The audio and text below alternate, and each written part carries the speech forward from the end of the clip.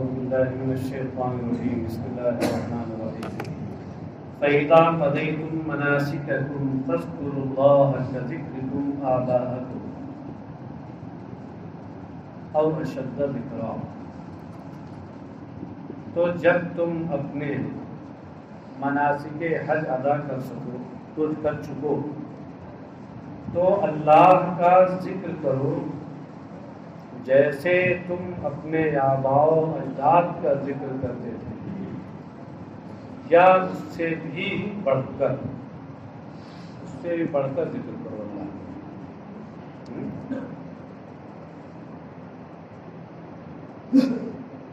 جب مناسک حج ادا کر سکو، دیکھیں مناسک حج کیا ہے اس کو ذرا مختصر میں سمجھیے۔ 8 ذی الحجہ احرام تو آپ پہلے ہی مانگ لیں، 7 کو مانگ لیں، 6 کو مانگ لیں، 8 ذی الحجہ کو احرام کے ساتھ آپ کو منی میں پہنچ جانا ہے، اور وہاں دن اور رات گزارنا سنت ہے۔ کل بتایا تھا میں، پوری رات وہاں گزاریں، بلکہ صبح کی نماز بھی باجماعت منی میں پڑھنا 9 تاریخ کو یہ بھی سنت ہے، یہاں تک کہ جب سورج نکل آئے اور کوہ خضر پر اس کی روشنی پڑے، جہاں سے مزدلفہ واقع ہے، روشنی پڑے تو اب منی سے عرفات کے لیے کوچ کرنا سنت ہے۔ یہ 9 تاریخ ہے، آپ منی سے لے عرفات چلیں۔ منی سے عرفات کی دوری قریب 8 کلومیٹر ہے، چلو ایسے۔ پھر عرفات میں وہ پورا دن گزاریں یہاں تک کہ غروب آفتاب ہو جائے۔ ہوتا یہ ہے کہ یہ جو مولن کے آدمی ہوتے ہیں خدام، وہ گاڑیاں لیے ہوتے ہیں، وہ تو چاہتے ہیں کہ بہت جلدی عصر سے پہلے شروع کر دیتے ہیں، چلو بگانا شروع کر دیں، چلو۔ حالانکہ وہاں اگر آپ نے غروب آفتاب سے پہلے عرفات کی سرحد پار کر لی تو دم دینے والی ہو جائے، غروب آفتاب عرفات کی سرحد ہی میں ہونا چاہیے۔ وہاں سے پھر آپ کو مزدلفہ آنا ہے۔ یہ مزدلفہ منی اور عرفات کے بیچ میں ہے، یعنی عرفات سے تقریباً 3 کلومیٹر یا 4 کلومیٹر ایسے۔ مزدلفہ میں آ کر کے پھر پوری رات گزارنی ہے، فجر کی نماز وہاں پڑھنی ہے، پھر سورج جب نکل آئے تو اس کے بعد پھر آپ کو منی آنا ہے۔ اب 9 کا دن تو آپ نے عرفات میں گزارا تھا، یہ رات جو مزدلفہ میں گزاری آپ نے، یہ 10 کی رات تھی۔ رات پہلے ہوتی تھی، بعد میں ہوتا ہے۔ اب مزدلفہ میں جب 10 کا دن آ جائے، یعنی سورج نکل آئے، تو مزدلفہ سے آپ کو منی آ جانا ہے۔ منی اور مزدلفہ ملا ہوا ہے، بلکہ بہت سے خیمے اب تو منی کی تنگی کی وجہ سے مزدلفہ تک لگا دیے ہیں۔ وہاں باضابطہ گورنمنٹ کی طرف سے اونچے اونچے بورڈ لگے ہوئے ہیں، بدایت مزدلفہ، نہایت مزدلفہ، بدایت منی، نہایت منی لکھا ہوا ہے۔ اب کیا کرنا ہے کہ یہ آپ کا 10 کا دن ہے، اس 10 کے دن کو آپ کو پہلے آپ کو رمی جمرات کرنا ہے، جمروں پر کنکری مارنا ہے، ہاں 10 کو، پھر 11 کو مارنا، پھر 12 کو مارنا، 12 کو کنکری مار کے اب آپ منی سے واپس ہو جائیں، اور اسی بیچ میں 10 کو کنکری مار کر کے اور آپ سیدھے چلے جائیں کعبہ شریف وہاں اور طواف زیارت کر لیں۔ سعی اگر پہلے نہیں کیے تو سعی کر لیں۔ عموماً لوگ اپنی ہوشیاری کرتے ہیں کہ پہلے سعی کر لیتے ہیں، مگر سعی چونکہ طواف کے بغیر نہیں ہو سکتی، اس لیے وہ پہلے ایک نفلی طواف کرتے ہیں، اس کے ساتھ سعی کر لیتے ہیں، واجب سعی بنا دیتے ہیں۔ تو 10 والی تاریخ کو چونکہ بہت زیادہ آدمی تھکا ہوا ہوتا ہے، تو جب سعی پہلے ہو چکی ہوتی تو تھوڑا سا آرام مل جاتا ہے۔ صرف طواف کرنا رہتا ہے. طواف زیارت 10 کو کر لیا, 10 کو نہیں کر سکے تو 11 کو کر لیں, 12 کو کر لیں, 12 تک اس کا ٹائم ہے.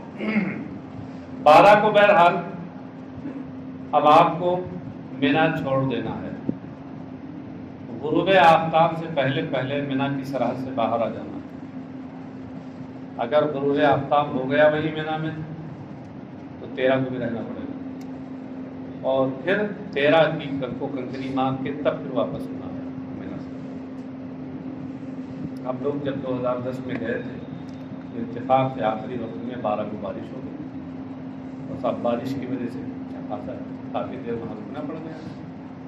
اب وہاں سے جب خیمے میں آئے, خیمے سے گاڑیاں وڑیاں نہیں ملتی, لوگ اتنی بھیڑ ہوتی ہے, سامان لے کر کے اور پھر چلے جب وہاں. یہ تھا کہ بھاگتے بھاگتے کسی طریقے سے مینا کی سرحد پار کر جائیں, ورنہ کہیں غروب آفتاب ہو گیا تو پھر رکنا پڑ جائے گا میرا. تو بھاگتے بھاگتے یہاں تک بھی 5 منٹ باقی تھا غروب آفتاب کی, مینا کی سرحد پار کر گئے. آپ بیٹھیے, کوئی مسئلہ نہیں ہے, تھکتا دکھ رہا ہے, تو خیر یہ کرنا ہے. اب سنیے صاحب, کہتے فیضا قضیتم مناسککم, اور جب تم نے اپنے مناسک پورے کر لیے, اے ادیتم عبادات حجکم, مناسک کا مراد عبادات حج, اور قضا بمعنی ادا, یعنی تم نے اپنے حج کی عبادتیں, اس کے ارکان اور اعمال ادا کر لیے. یہ کیا کیا ہیں؟ کہتے ہیں بِأَنْ رَمَيْتُمْ جَمْرَةَ الْعَقَبَةِ وَحَلَقْتُمْ وَطُفْتُمْ وَاسْتَقْرَرْتُمْ بِمِنَا. یہ مناسک حج کو بیان کر رہے ہیں اس طور پر کہ تم نے جمرہ عقبہ کو رمی کر لی, کنکری مار لی, وَحَلَقْتُمْ اور سر مڈا لیا, وَطُفْتُمْ اور طواف زیارت کر لیا, وَاسْتَقْرَرْتُمْ بِمِنَا اور مینا میں کئی دن تک رہ لیے, 12 تک. فَاذْكُرُوا اللَّهَ, تو اللہ کا ذکر کرو. جب تم اپنے یہ اعمال حج ادا کر چکے تو اللہ کا ذکر کرو بالتکبیر والثناء.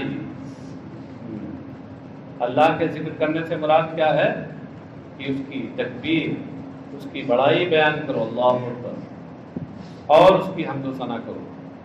کذکرکم آباءکم, یہاں ذکر مصدر ہے جو اپنے فاعل کم ضمیر کی طرف مضاف ہے, اور آباء نسب کے ساتھ اسی ذکر مصدر کا مفعول بھی ہے.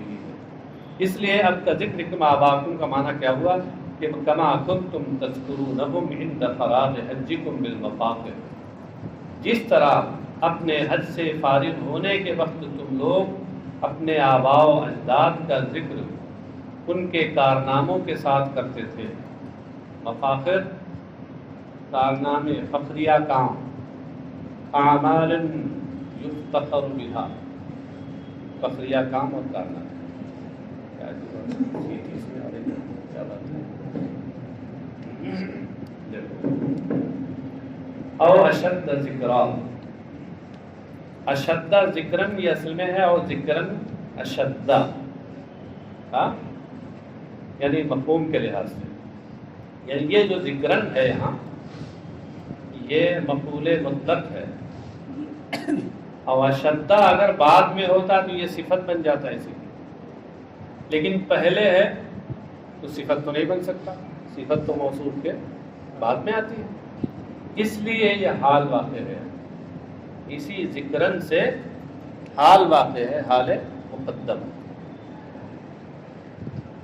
تو ایسے اللہ کا ذکر کرو جس طرح تم اپنے آباء و اجداد کا ذکر کرتے تھے, ان کے کارنامے بیان کرتے تھے حج سے فراغت کے وقت, یا اس سے بھی بڑھ کر اے من ذکرکم ایاہم, یعنی اللہ کا ذکر اپنے آباء و اجداد کے ذکر سے بھی زیادہ کرو.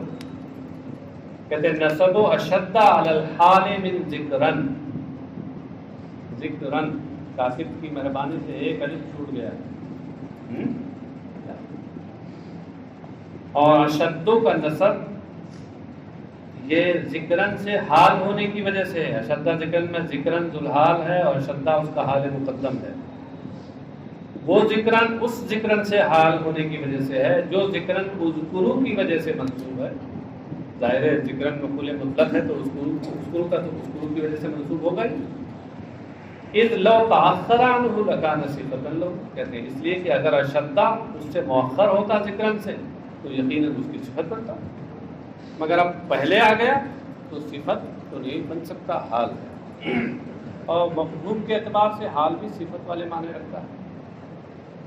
وَمِنَ النَّاسِ مَن يَقُولُ رَبَّنَا آتِنَا فِي الدُّنْيَا وَمَا لَهُ فِي الْآخِرَةِ مِنْ خَلَاقٍ، تو کچھ لوگ وہ ہیں جو یہ کہتے ہیں اے ہمارے پروردگار آتنا، ہمیں عطا فرما، دے، اس کا مفعول بھی محذوف ہے، دو مفعول بھی چاہتا ہے نا، ایک مفعول ہے مذکور ہے اور ایک محذوف ہے، نسی بنا اس کو ظاہر کیا، اے اللہ دنیا میں ہمارا حصہ دے، دنیا میں جو ہمارا حصہ ہے وہ ہمیں عطا فرما۔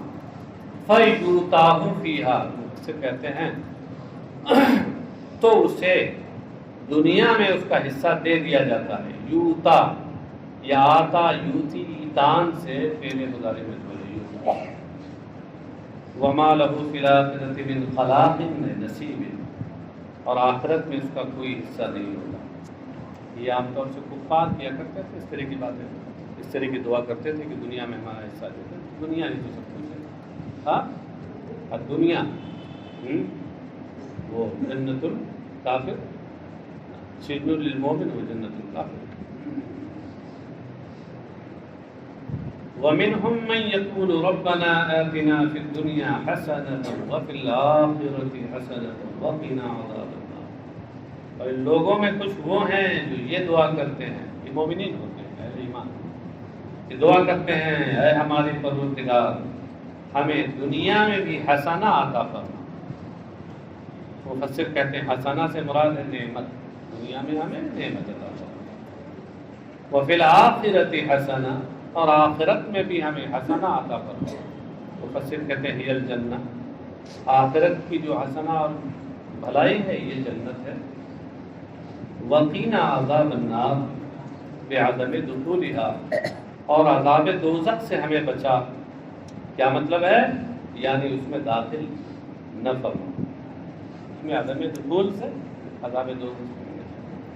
حافظ ملت علیہ رحمۃ رضوان فرمایا کرتے تھے کہ میں جب یہ دعا کرتا ہوں ربنا آتنا فی الدنیا حسنہ وفی الآخرۃ حسنہ، تو دونوں جگہ حسنہ سے میں رضائے مولا مراد لیتا ہوں کہ اے اللہ دنیا میں بھی اپنی رضا و خوشنودی عطا فرما، اور آخرت میں بھی ہمیں اپنی رضا و خوشنودی عطا فرما۔ اور جب اللہ کی خوشنودی دنیا اور آخرت میں جسے مل جائے تو پھر تو اس کا ہر جگہ بیڑا پار ہے۔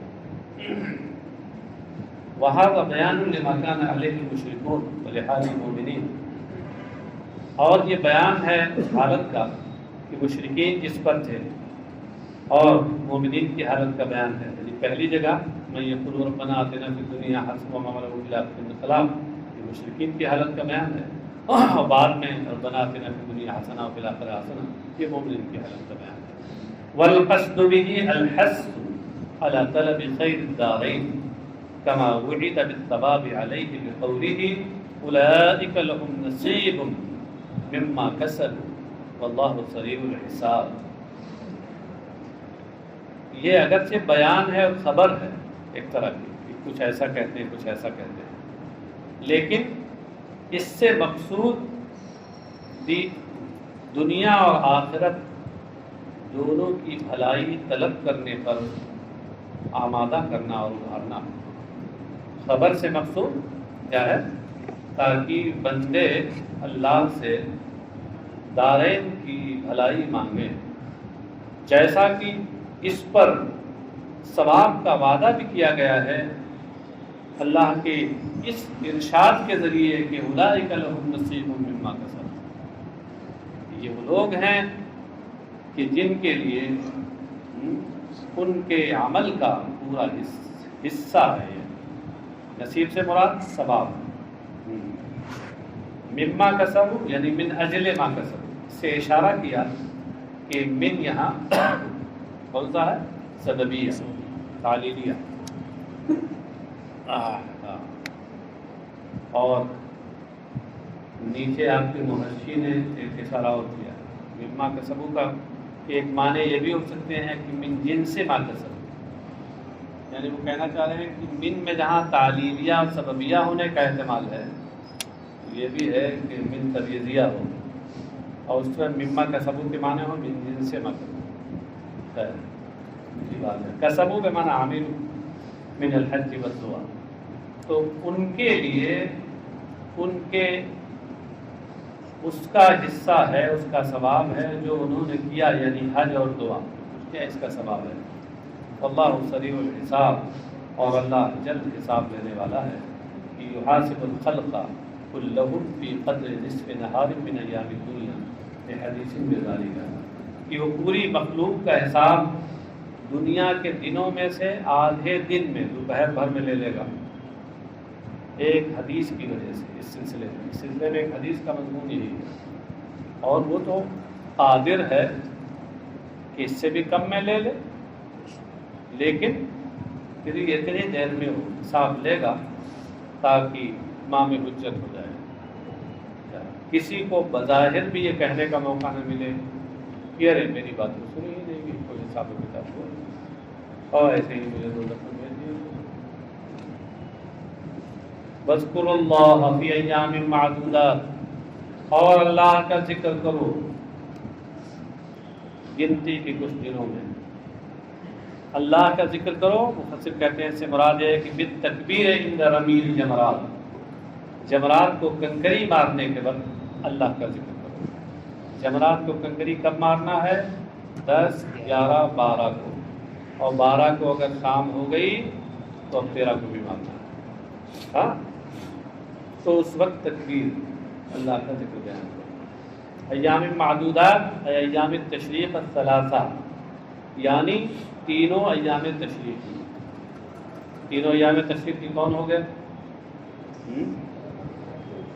11، 12 اور 13 بھی لے رہے ہیں، کیوں؟ مگر وہی اسی تفصیل کے ساتھ جو میں نے بتایا ہے۔ فمن تعجل فی یومین فلا اثم علیہ، تو جو 2 دنوں میں جلدی کر لے، تعجلہ یعنی استعجلہ، استعجلہ ہم لوگوں نے نزدیک تو برابر ہی ہے، لیکن شاید اب ان کے نزدیک تعجلہ سے زیادہ آسان استعجلہ تھا، اس لیے اس کی تفسیر اس سے کر دی۔ تو جو جلدی کرے بالنفر من منا، منا سے کوچ کرنے میں، فی یومین 2 دنوں میں، اے فی ثانی ایام التشریق بعد رمی الجماری، یعنی ایام تشریق کے دوسرے دن، ایام تشریق کا دوسرا دن کون سا ہے؟ 12 تاریخ کو، رمی جمرات کے بعد جو جلدی کرے فلا اسم علیہ، یعنی فلا اسم علیہ بالتعجیل، تو اس جلدی کرنے اس پر کوئی گناہ نہیں، اجازت ہے، 12 کو آ سکتے ہیں آپ مینا سے۔ ومن تاخر فلا اسم علیہ، اور جو تاخیر کرے تو اس پر بھی کوئی گناہ نہیں، کہ 12 کا دن گزارا وہاں یہاں تک کہ سورج غروب ہو گیا، اب رات گزاری، اب اس کے بعد 13 کو کنگری مار کے پھر واپس۔ ومن تاخر بہا، اور جو اس میں تاخیر کرے حتی بات لیلۃ الثالث ورما جمارہ، یہاں تک کہ ایام تشریق میں تیسرے دن کی رات بھی وہیں گزارے اور رمی جمرات کرے، اور تو اس پر بھی اس سلسلے میں کوئی گناہ نہیں۔ اے ہم مخیرون فی ذلک، یعنی ان لوگوں کو اس سلسلے میں اختیار دیا گیا ہے، اختیار ہے، کیا ہے یہ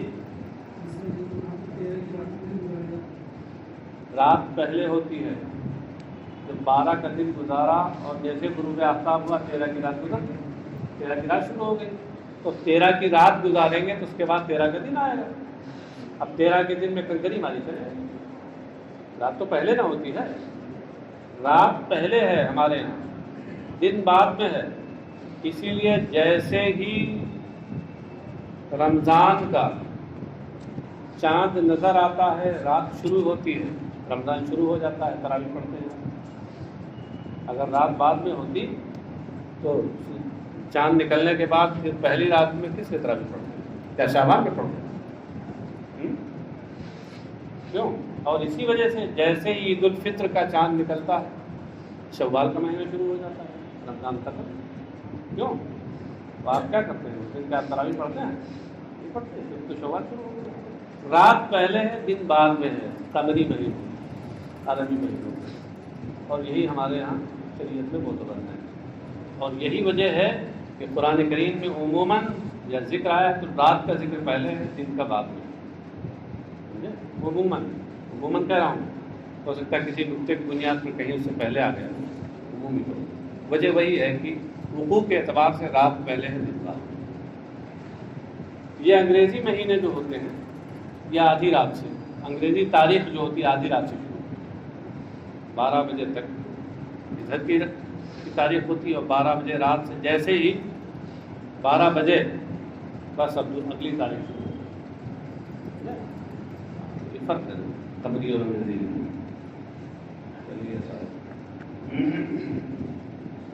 لمن اتقى یعنی نفی الاسم لمن اتقى اللہ فی حجہ، اور یہ گناہ نہ ہونا، یہ کہا ہے نا فلا اسم علیہ، اس سے کوئی گناہ نہیں ہے، تو گناہ کی نفی ہے اس میں نا، تو یہ گناہ نہ ہونا اس کے لیے ہے جو اللہ سے ڈرے حج میں، لأنہ الحاج الحقیقہ، کیونکہ حج میں اللہ سے ڈرنے والا ہی در حقیقت حاجی ہے، حقیقی حاجی وہی ہے جو حج کی عالم میں اللہ سے ڈرتا ہے۔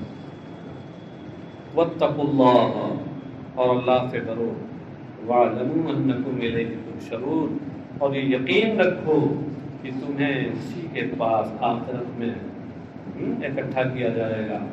تو اکٹھا کیا جائے گا تو کیا اس کا جو نتیجہ ہے وہ سامنے آئے گا، فَيُجَازِيكُم بِأَعْمَالِكُم، تو وہ تمہیں تمہارے اعمال کی جزا دے گا۔ وَمِنَ النَّاسِ مَن يُعْجِبُكَ قَوْلُهُ فِي الْحَيَاةِ الدُّنْيَا وَيُشْهِدُ اللَّهَ عَلَى مَا فِي قَلْبِهِ وَهُوَ أَلَدُّ الْخِصَامِ، اور لوگوں میں کچھ وہ ہیں کہ دنیاوی زندگی میں جس کی بات آپ کو پسند آتی ہے، یہ نبی اکرم صلی اللہ علیہ وسلم کو خطاب ہے کہ آپ کو دنیاوی زندگی کے معاملے میں جس کی بات پسند آتی ہے، دنیاوی زندگی کی قید لگا کر کے اخروی زندگی سے متعلق بات کو نکال دیا، اسے کہنا ولا یعجبک فی الآخرہ لمخالفتہ لاعتقادہ۔ سب سے پہلے یہ سمجھیے کہ من یعجبک میں من سے مراد کون ہے؟ یہ اخنس ابن شریق تھا، ایک منافق تھا، بڑا شیریں کلام تھا، بڑی میٹھی میٹھی باتیں کرتا تھا، اندر دشمنی چھپائے رہتا تھا، اور باتیں بڑی میٹھی رسیلی ہوتی تھی، اور بڑا ہوشیار شاطر تھا۔ نبی اکرم صلی اللہ علیہ وسلم کے پاس جاتا اور میٹھی میٹھی باتیں کرتا رہتا، تو جو دنیا سے متعلق اس کی باتیں تھیں وہ سرکار کو پسند آتی تھی، اور آخرت سے متعلق تو ظاہر سی بات وہ منافق تھا، تو اس کا عقیدہ ہی دوسرا تھا، وہ باتیں تو سرکار کو نہیں پسند آتی تھی، مگر دنیا والی آخرت والی باتیں جلدی کرتا بھی نہیں تھا۔ تو اس کے بارے میں سرکار کو خطاب کیا جا رہا ہے کہ لوگوں میں سے کچھ وہ ہیں کہ جن کی بات آپ کو دنیاوی زندگی کے معاملے میں پسند آتی ہے، آخرت میں آپ آخرت کے معاملے میں نہیں پسند آتی، اس لیے کہ وہ ایک عقیدے کے معاملے میں مخالف ہے، لمخالفتی الاعتقاد، وَيُشْهِدُ اللَّهَ عَلَى مَا فِي قَلْبِهِ، اور وہ اللہ کو گواہ بناتا ہے اس پر جو اس کے دل میں ہے، یعنی وہ اللہ کو گواہ بنا کے کہتا تھا کہ انہ موافق لقولی، میں کہتا تھا کہ بھائی جو میں کہہ رہا ہوں یہی میرے دل میں ہے، میں آپ کے ساتھ ہوں، اللہ کو گواہ بنا کے بات کرتا، وہ اللہ کو اس پر گواہ بناتا تھا جو اس کے دل میں ہے، یعنی اس بات پر گواہ بناتا تھا کہ اس کا دل، اس کے دل میں جو ہے اس کے قول کے موافق ہے، وہ علد الخصام، یعنی شدید الخصومت لکا ولیتباعکا لعداوتہ لکا، جبکہ وہ آپ سے بہت زیادہ دشمنی رکھنے والا ہے، آپ سے اور آپ کے پیروکاروں سے بہت زیادہ مخالفت کرنے والا ہے، لعداوتہ لکا، آپ سے اس کی دشمنی رکھنے کی وجہ سے، اندر وہ دشمن ہے آپ کا، مخالف ہے، یہاں چکنی چپڑی باتیں کرتا ہے آگے. یہ اخنس ابن شریف ہے جو بڑا شین، یہ منافق تھا جو نبی اکرم صلی اللہ علیہ وسلم کے ساتھ میٹھی میٹھی باتیں کیا کرتا تھا. حلو الکلام للنبی، یحلف انہ مؤمن بہ محب لہ، وہ قسم کھا کے کہتا کہ وہ نبی اکرم صلی اللہ علیہ وسلم پر ایمان رکھتا ہے اور ان سے محبت کرتا ہے. فیدنی مجلسہ، تو سرکار اس کی نشستگاہ اپنے سے قریب کرتے تھے، قریب بٹھاتے تھے. یدنی ادنا یدنی ادنان سے اس کا معنی قریب کرنا. فَأَكْذَبَهُ اللَّهُ تَعَالَى فِي ذَلِكَ، تو اللہ تبارک و تعالیٰ نے اس سلسلے میں اس کی تکذیب فرمائی، اس میں جھٹلایا کہ یہ غلط کہہ رہا ہے. وَمَرَّ بِزَرْعٍ وَحُمْرٍ لِبَعْضِ الْمُسْلِمِينَ فَأَحْرَقَهُ وَعَقَرَهَا لَيْلًا كَمَا قَالَ تَعَالَى وَإِذَا تَوَلَّى سَعَىٰ فِي الْأَرْضِ لِيُفْسِدَ فِيهَا إِلَىٰ آخِرِ مَا قَالَ. اللہ نے اسے جھٹلایا، اس کا گزر کچھ مسلمانوں کی کھیتی اور ان کے جانوروں گدھوں کے پاس سے ہوا. حمار کی جمع، اس کا گزر ایک رات میں مسلمانوں کی کھیتی کے پاس سے ہوا اور کچھ ان کے جانور تھے گدھے وغیرہ دراز گوش وہاں ان کے پاس سے ہوا. فَأَحْرَقَهُ، تو کھیتی کو اس نے جلا دی، آگ لگا دی، چپکے سے جل جائے.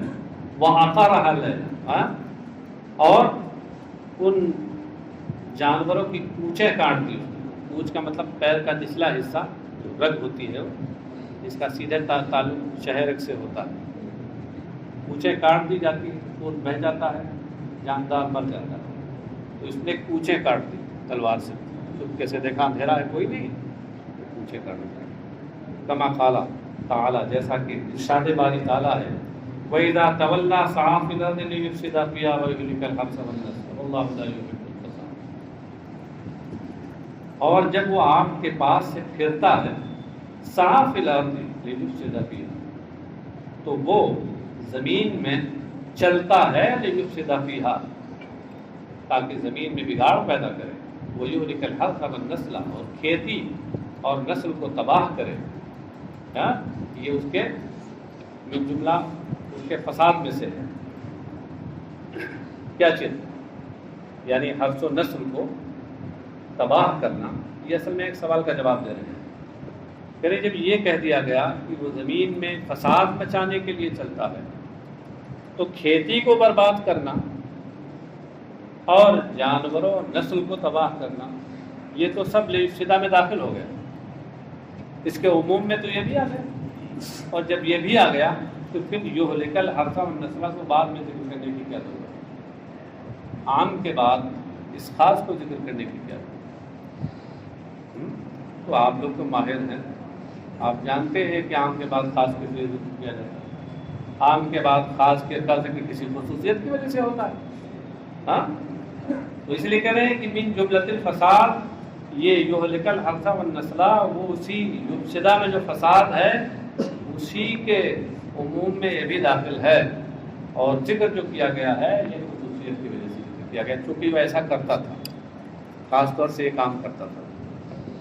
اللہ لا یحب الفساد، اور اللہ فساد کو پسند نہیں فرماتا ہے. لا یرضی بہ، اس کا معنی بتا دیا اس لیے کہ محبت کا معنی حقیقی جو وہ وہاں تو ہے نہیں ہے. وَإِذَا قِيلَ لَهُ اتَّقِ اللَّهَ أَخَذَتْهُ الْعِزَّةُ بِالْإِثْمِ فَحَسْبُهُ جَهَنَّمُ وَلَبِئْسَ الْمِهَادُ. اور جب اس سے کہا جاتا ہے کہ اللہ سے ڈر، یعنی اپنے کام میں اپنے عمل میں اللہ سے ڈر. أَخَذَتْهُ الْعِزَّةُ، تو اس کو اور ضد چڑھ جاتی ہے. عزت یہاں اس سے مراد ضد، اور ضد اسے چڑھ جاتی ہے. یعنی حملتہ الانفۃ والحمیۃ علی العمل بالاثم، یعنی اس کی ضد اور اس کی عصبیت، حمیت سے مراد عصبیت، تعصب، اس کی ضد اور اس کا تعصب اسے گناہ کرنے پر ابھارتا ہے. اس گناہ کے کرنے پر ابھارتا ہے الذی امر باتقائہ، جس سے بچنے کا اسے حکم دیا گیا. وحسبہ، کافی ہے جہنم. حسب کا معنی بتایا تھا، تشریف لائیے حضرت. تو اس کے لیے جہنم کافی ہے. وَلَبِئْسَ الْمِهَادُ وَالْفِرَاشُ رِیَا، اور یہ کتنا برا بچھونا ہے۔ یہ مہاد کے بعد فراش بڑھا کر کے اس کا مفہوم بتا دیا ہے، اور حیا نکال کر یہ بتایا کہ بیسا جو افعال ضم میں سے ہے اس کا مقصود بالضم محذوف ہے، وہ ہے حیا۔